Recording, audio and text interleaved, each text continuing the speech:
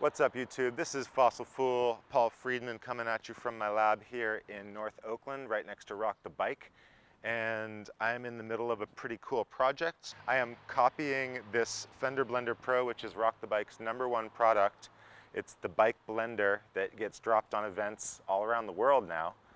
And we've been doing really well with tequila brands who have been using the bike blender to mix up margaritas and then, make an impression on people with their brand.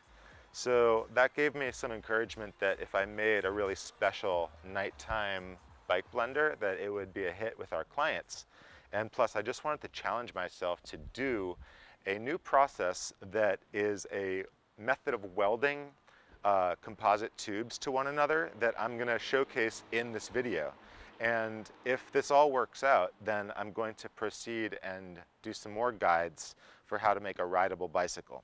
But for right now, we're just doing the stationary bike, which is actually cool because it reduces the number of key alignments. So, it's never going to be pulling left because you're not riding down the street on it. Today, I'm going to be welding in this stay. So I have to shape it, reduce the size.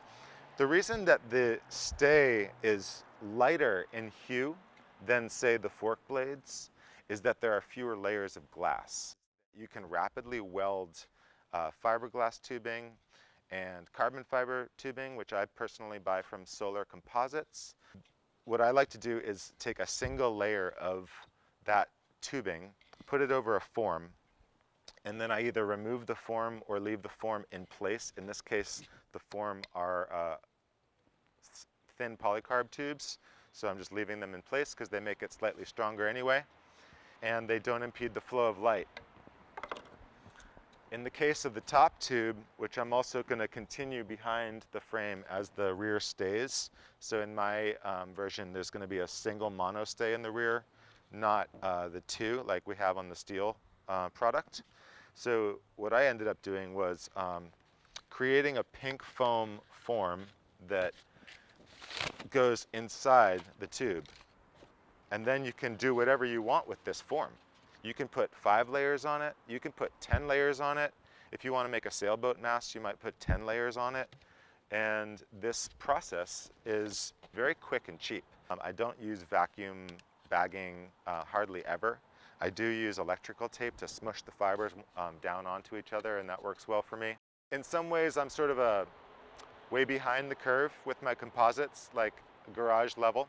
In some ways, I feel like I'm kind of on the cutting edge because this type of thing, I didn't use a 3D printer for it. I didn't use any computer for it. I used a razor and some hot glue and was able to come up with a repeatable mold. So I was able to make both this top tube and this rear stay with the same mold by introducing this feature where it kind of like squeezes a little bit. So I'm going to show the process and we'll take it from there, and hopefully this type of content will give some people a major time savings. I mean, I wish someone had shown me this technique 10 years ago in my work. I was using individual strips of fabric to make everything I make. I wasn't aware that there was sleeving. I hope that this stuff saves you time and gives you some more juice to do some of your own inventing. So just to entice you into this series, which is very different from some of the other projects that I've been posting here, I'll light it up for you. It's pretty sweet, actually.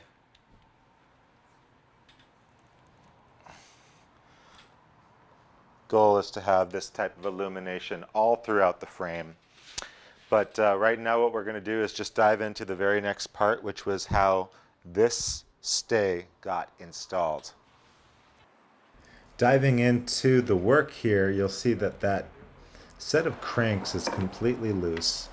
It's 2 cranks mounted on a bottom bracket, which is inside of an aluminum bottom bracket shell purchased from Calfee through his Bamboo Bikes page. So the technique here is to use some string to pull both the left crank and the right crank forward, and then measure it carefully, checking the alignment and eventually getting to the point where it looks straight enough to glue in place, then using 5-minute epoxy and then removing the string We would also then remove the cranks so that they don't get in the way of the welding. The technology here is super simple. We're just using blocks to lift things up. We're using shims to change the angle, string to hold the alignment. All of this is super basic, and then the epoxy just holds it and tacks it in place. We're going to open it way up by bunching it up, and then actually you can help with that. Very good. It does get easy because there's going to be, I think, fewer snags. So far we're only using one brush, which I think is okay because maybe I'll work the brush. The ends are harder to wet out because there's nothing that they're pushing up against. So I'm just going to really go liberally with the first layers. Good, that is a really nice technique. Very good. A lot of the intelligence of working this sleeving happens in your hands. The hands give you the information you need. The hands tell you where it's dry and where it's wet. Wow, that really is helpful. That is so good. Nice. And because it's a shorter piece, we don't have to go inside out, so that's good.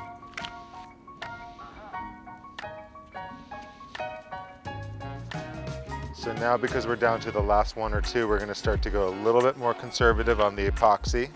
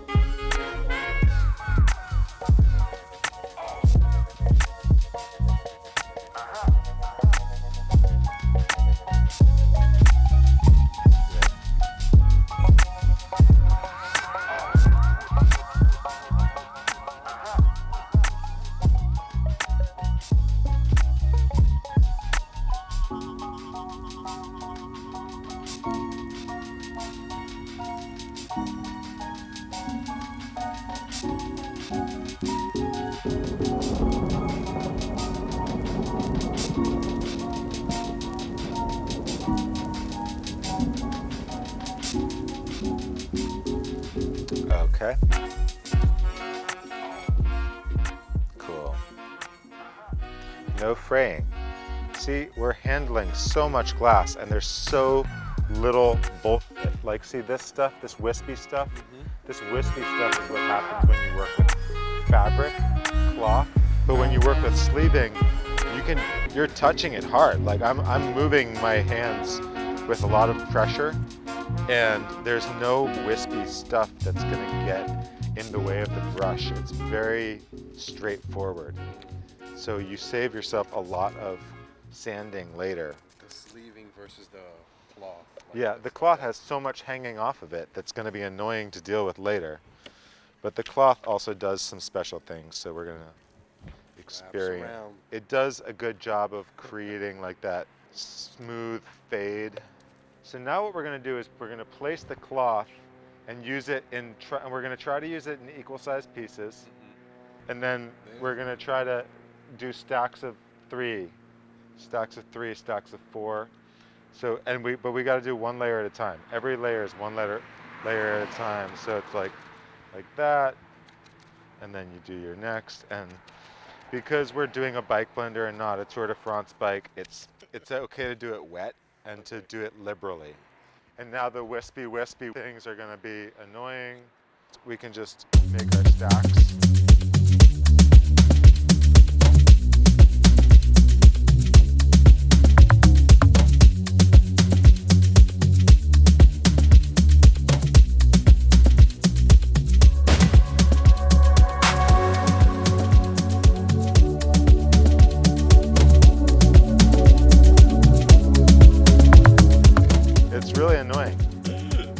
It does have a different effect in the final product, so it's kind of cool.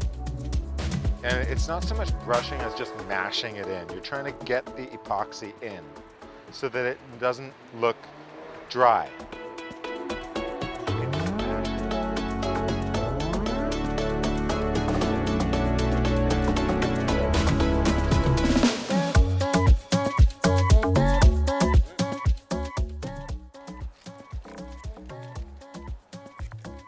So we ended up with about 1, 2, 3, 4, 5 stacks of 3, and I think we would need a lot more than that to lock in a BB. And we're doing 2 things tonight. We're locking in this bottom bracket and we're putting in this stay. So the thing to do now is to open up the end of the stay like a trumpet horn. Once again, using the gloves to wet the fibers against each other so there's very few air bubbles. And you pull it back, hold it there, and I'm gonna just wet out the frame in this whole area. So we're using steel cutoffs from another Fender Blender Pro that was bent. And it was so badly bent that we decided it was a goner and that it would be available for freak bike projects like this. So I'm making everything nice and wet, and now we're gonna push it up and over. This is gonna be a little bit tricky because it's gotta get slid in.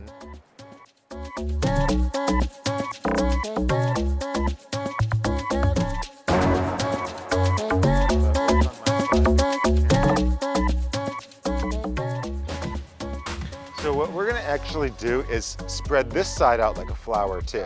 So open up this side like a trumpet. And I'm gonna already start welding this.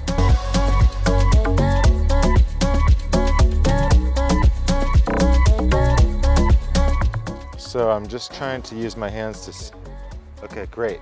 Now come on my side so that it doesn't block the camera. So now the excess is going to be moved that way by spreading it apart, always apart so that wrinkles don't form in the middle, and then sending that part out the end, and then we're smushing it all around. And we're going to end up locking it in with maybe electrical tape. So all these shaggy ends, you're just going to smush them over each other. And then before we leave, we're going to use electrical tape to sit them all down. Moving my gloved hand down the fibers so that they all sit nice and tight. And this also moves the excess resin along so that it doesn't end up in the middle but ends up kind of at the end. So now let's move our wet stacks into place. Lock in the bottom bracket.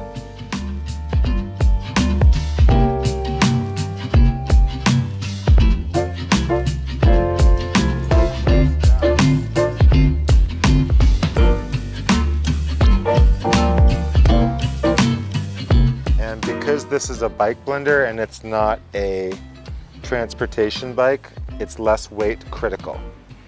And what that means is that we can just go a little bit heavier, just come up with a nice thicker wall, a big sarcophagus of fibers around the BB shell, and it's not going to win a Tour de France. Bless you. It's already getting a nice dark green color. It's a really nice thing that we're doing this at the same time as the other weld, because then we can just tie them in. And they're both going to be stronger because of it.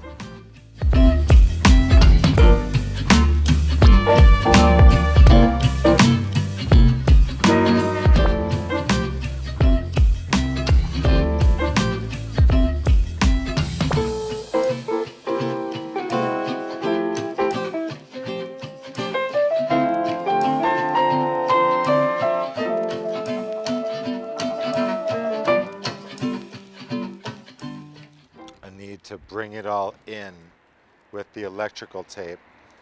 Done immediately. It should ideally be done while the stuff is still liquid.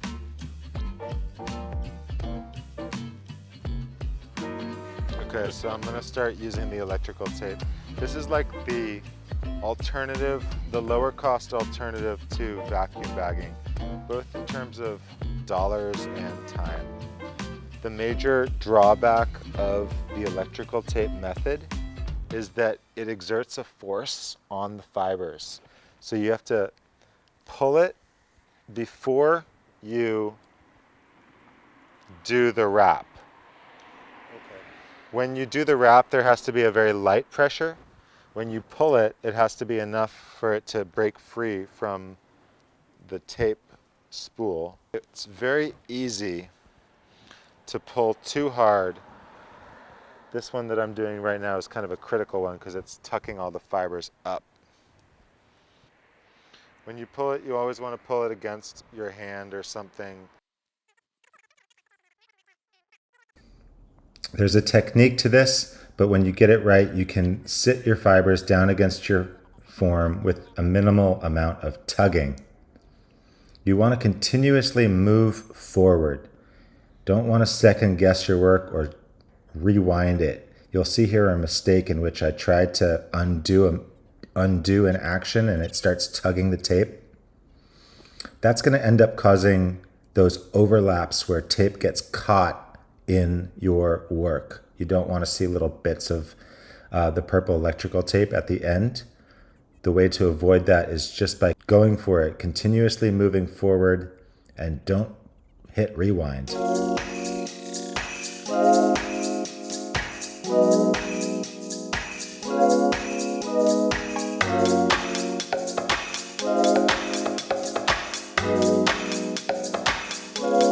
Now it's time to undo the electrical tape and show you how long that takes.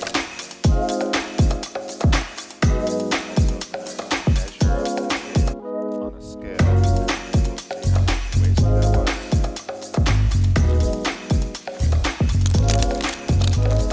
There's a lot of flakes of cured epoxy that are popping off. And that's a good thing because that's excess epoxy. That's the epoxy that would have been on the part, would have been on the frame, and is not on the frame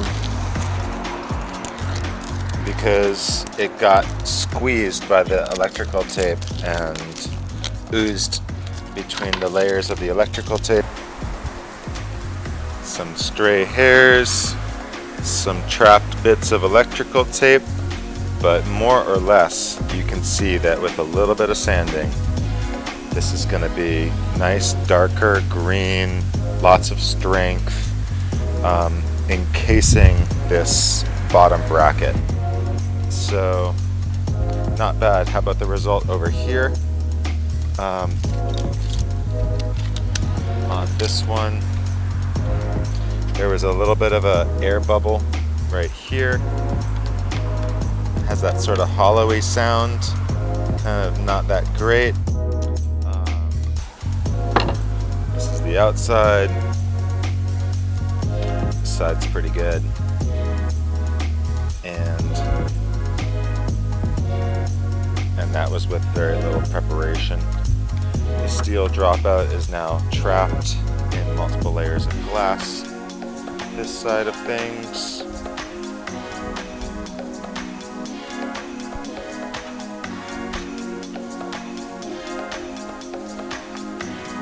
some cleanup work to do, but pretty usable results.